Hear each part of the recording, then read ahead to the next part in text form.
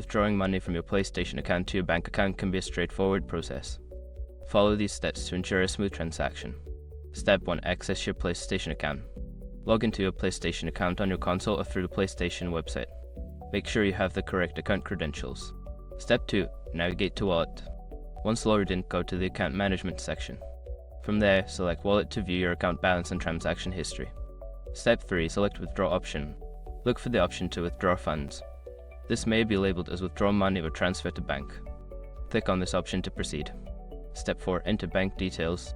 You will need to provide your bank account information, including the account number and routing number. Ensure that the details are accurate to avoid any issues with the transfer. Step 5. Confirm the withdrawal. Review the withdrawal amount and your bank details.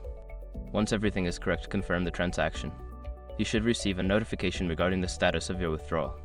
After completing these steps, your funds should be on their way to your bank account. Always check your bank statement to confirm the deposit has been made.